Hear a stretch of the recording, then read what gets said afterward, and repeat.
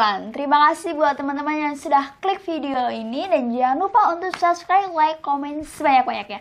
Kali ini Bedah Obrolan mau ngobrolin tentang bedah profesi. Jadi saat ini kedatangan tamu spesial, ini Bapak Daryanto. Oke, halo. Jadi apa kabar Bapak Daryanto? Ya, baik-baik sementara ini. Jadi siapa yang belum tahu Bapak Daryanto? Ini dia, Bapak Daryanto dipersilakan untuk memperkenalkan diri sendiri. Halo. Bagaimana Bapak? Ya, bagi yang belum kenal saya Daryanto. Biasa dikenal Mas Dar kalau di Cisarua. Oh, Bapak Mas Dar. Berarti saya manggilnya Mas Dar apa Bapak? Boleh kedua-duanya. Boleh kedua-duanya. Oke, jadi Bapak Daryanto ini adalah ahli pertanian organik, betul ya?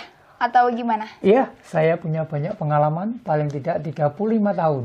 35 tahun di? Bergerak di bidang pertanian organik. Oke, berarti ini banyak banget orang mungkin yang belum tahu tentang pertanian organik.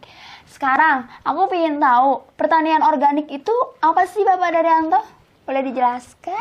Sebetulnya bukan orang tidak tahu tentang pertanian organik, justru sekarang banyak orang tahu tentang pertanian organik. Oh iya? Masa? Hanya mungkin barangkali sejarah pertanian organik itu yang barangkali belum tahu, belum populer. Banyak yang mengetahui bagaimana itu terjadinya gitu. Oke. Karena pertanian organik sangat dinamis gitu.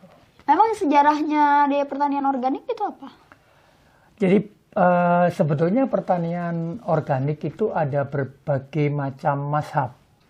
Mazhab. Oh. Jadi ada aliran lah semacam gitu.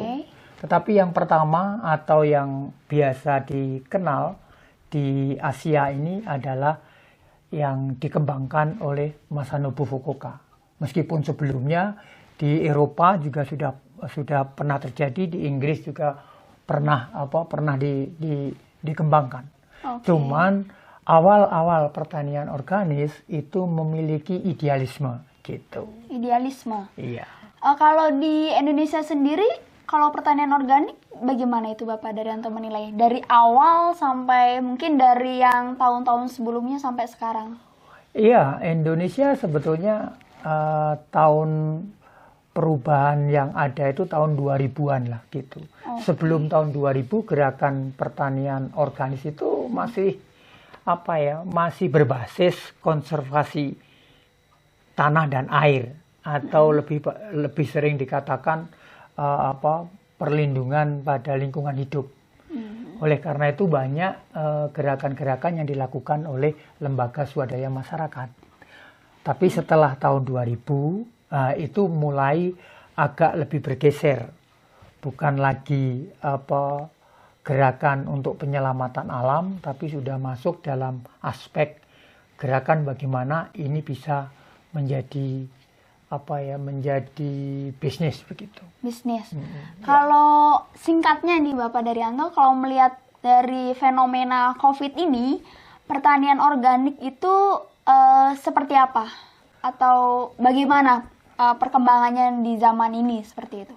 Ya, kalau awal-awal COVID, kira-kira bulan Maret dan April, sebetulnya pertanian organik justru bisa melipat kebutuhan di pasarnya karena mereka banyak diminta untuk tinggal di rumah, sehingga dia tidak belanja lagi sayuran di pasar atau di mall, tapi dia minta untuk diantar, sehingga pengadaan sayuran yang dengan basis mengantar ke tempat konsumen itu permintaannya menjadi 2 kali lipat lebih gitu.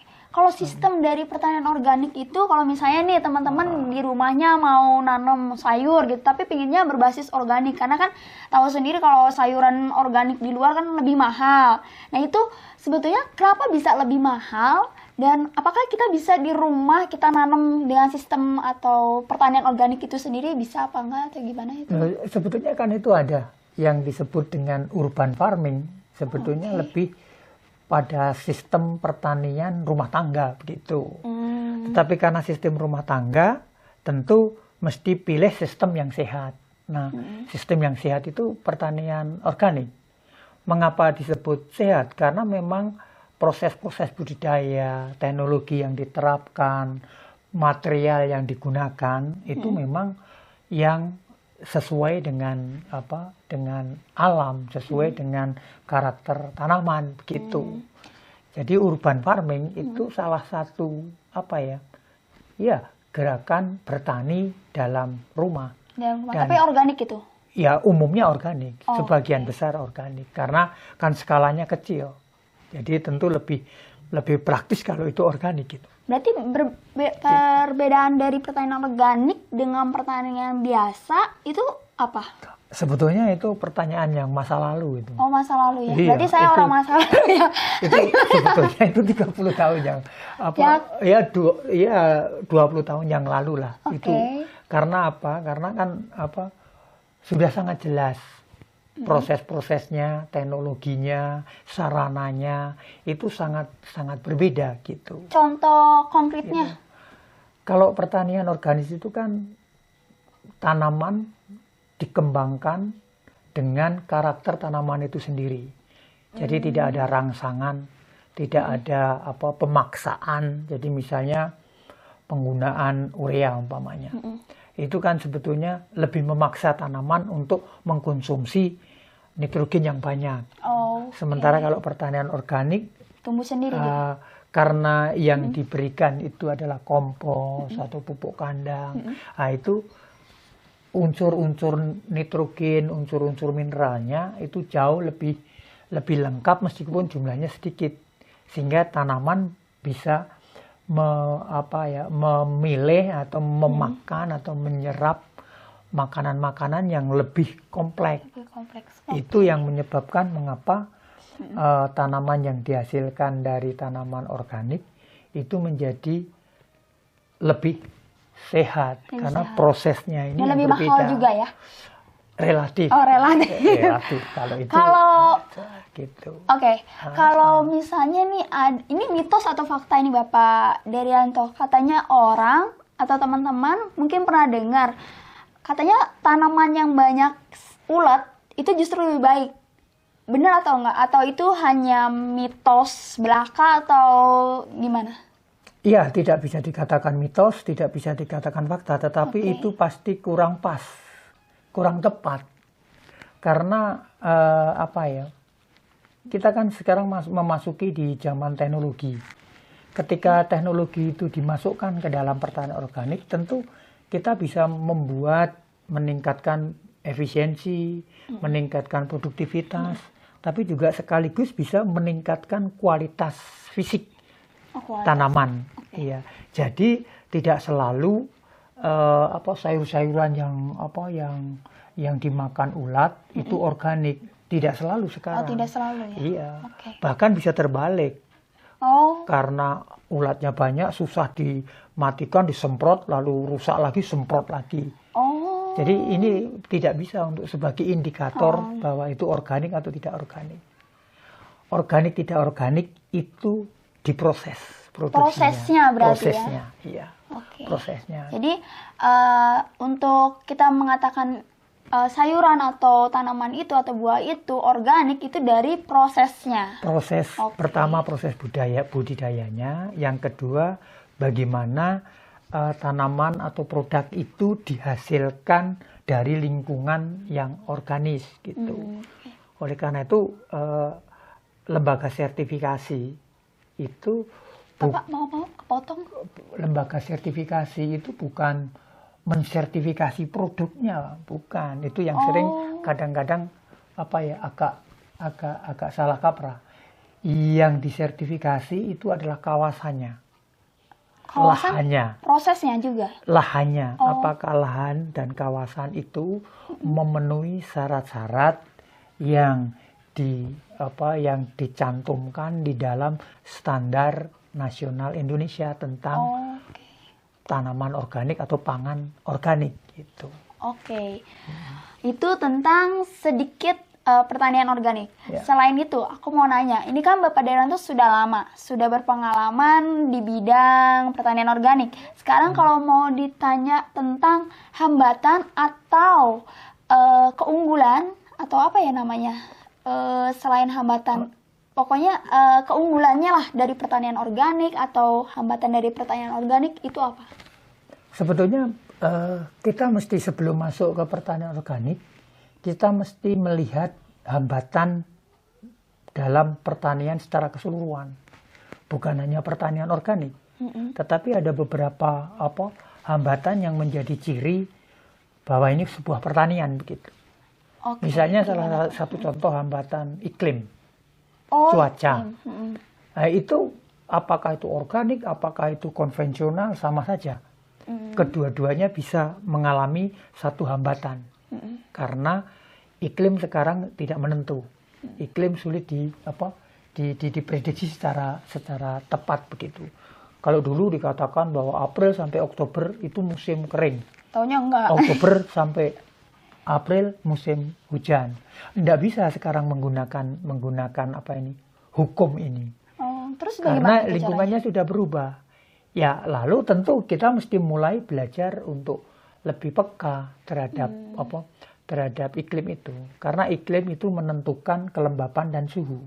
Sementara tanaman itu rata-rata membutuhkan suhu optimal itu 26 sampai 27 derajat Celcius. Oke. Jadi ketika terang benderang lalu panasnya lalu suhunya sampai 30 Bisa ke merusak atas. sayuran? Nah, itu bisa menghambat, bukan merusak.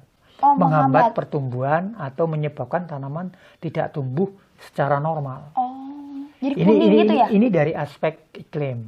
Oke. Dari aspek hama penyakit, pertanian umum dengan pertanian organik sama aja. Sejak dulu itu yang namanya ulat Crocidolumia itu makanannya kobis, makanannya brokoli. Oh. Pokoknya seluruh brassicase itu dimakan dari nenek moyang sampai dengan sekarang. Sehingga Sama persoalannya uletnya iya sama. Uletnya sama. Uletnya sama. Hama jagung sama, jagung dari dulu sampai sekarang. Jadi hambatan itu sama.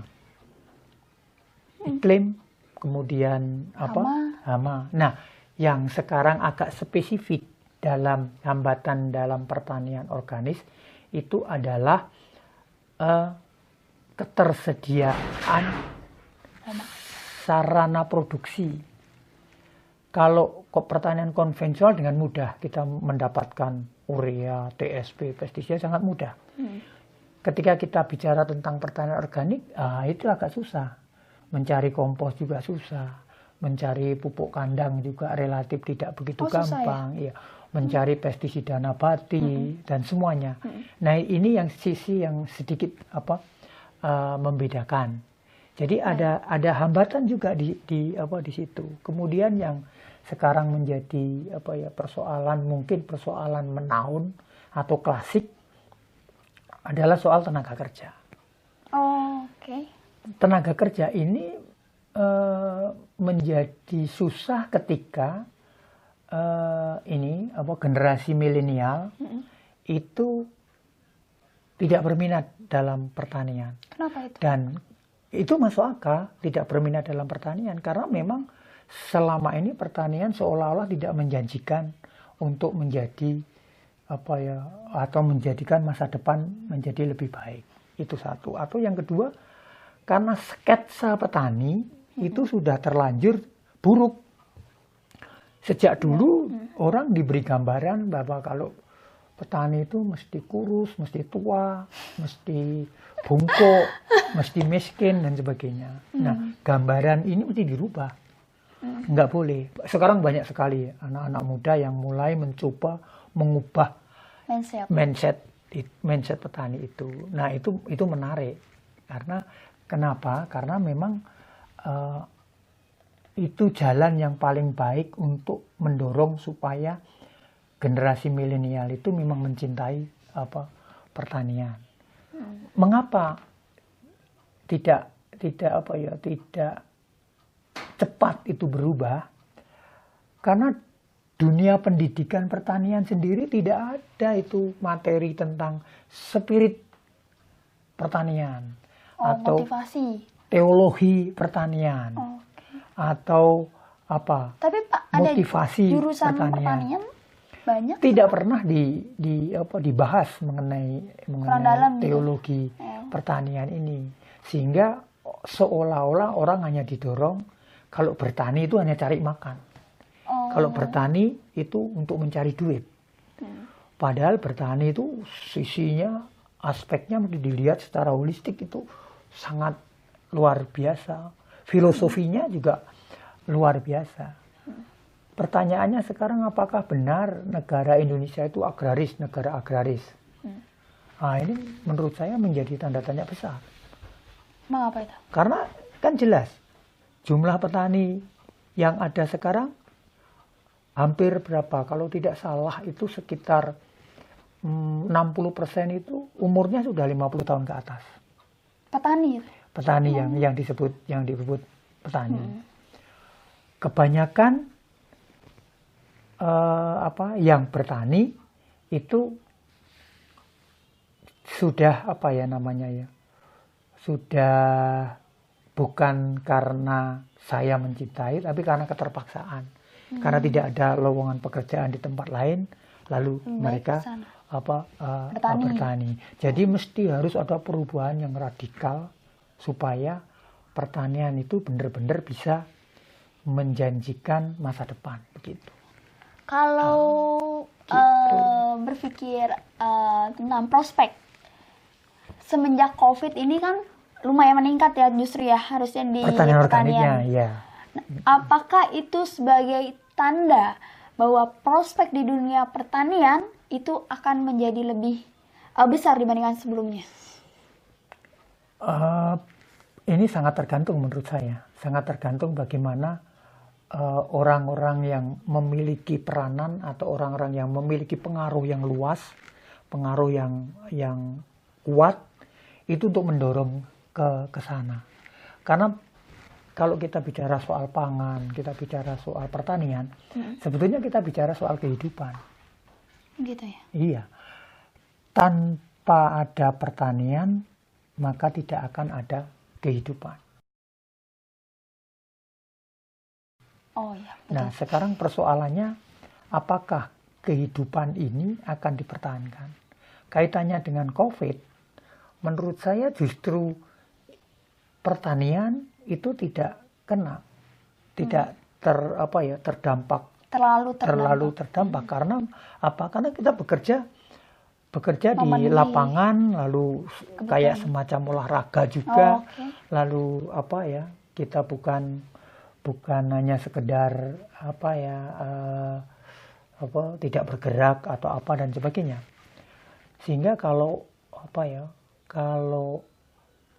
COVID ini menyusahkan di bidang-bidang lain, sebetulnya juga ada unsur menguntungkan juga di bidang pertanian. Karena lalu kita dipaksa untuk memproduksi pangan yang sehat supaya kita menjadi sehat. Katanya COVID itu harus dilawan dengan badan yang sehat. Badan yang sehat kalau yang dimakan itu sehat. Kalau makanannya sehat, ada vitamin, ada macam-macam. Jadi ini sebenarnya satu peluang juga. Tinggal sekarang bagaimana itu bisa diberi ruang atau bisa diberi peluang untuk bisa dikembangkan gitu. Oke, terakhir dari Bapak Daryanto, untuk saran-saran teman di dunia pertanian, khususnya kaum muda atau generasi milenial saat ini. Ya, saya hanya mungkin sederhana sih. Kalau Anda mau terjun di pertanian, maka Anda harus punya minat dulu. Kalau Anda tidak minat, nggak usah di pertanian. Karena pertanian itu bekerja dengan hati, bekerja dengan kebahagiaan, bekerja dengan jiwa yang lebih luas gitu. Artinya, ketika kita bekerja dengan sungguh-sungguh, bekerja dengan hati yang benar, maka tanaman itu akan baik, binatang akan baik, ternak akan baik. Keberhasilan bisa menjadi lebih baik ketika saya bekerja dengan dengan minat, dengan hati. Saya kira itu. Oleh karena itu, khusus untuk generasi muda, cintailah pertanian. Supaya kelak pertanian di Indonesia itu bisa menjadi basis pembangunan. Bukan hanya ngomong doang, tetapi memang dikerjakan bahwa industri berbasis pertanian. Wah, keren banget. Nah, itu tadi dari Bapak Daryanto. Untuk para generasi muda, kalau Anda punya semangat di dunia pertanian, kembangkan. Seperti itu ya Bapak ya? Iya. Betul. Terima kasih Bapak Daryanto untuk waktunya. Ketemu di lain kesempatan. Oke, nanti kita Di bahas PDP yang tentang kedua. lain-lain. Nah, buat teman-teman yang pingin tahu tentang pertanian organik itu apa, atau pingin judulnya beda, atau topiknya berbeda, jangan lupa untuk komen, like, dan subscribe. Nanti kalau misalnya ada waktunya, kita akan bertanya-tanya, kita akan diskusi lagi untuk teman-teman yang pingin topiknya apa, seperti itu ya. Jadi yaudah, kita pamit undur diri. Saya Alodia dengan Bapak Daryanto. Di bedah obrolan selanjutnya. Bye-bye.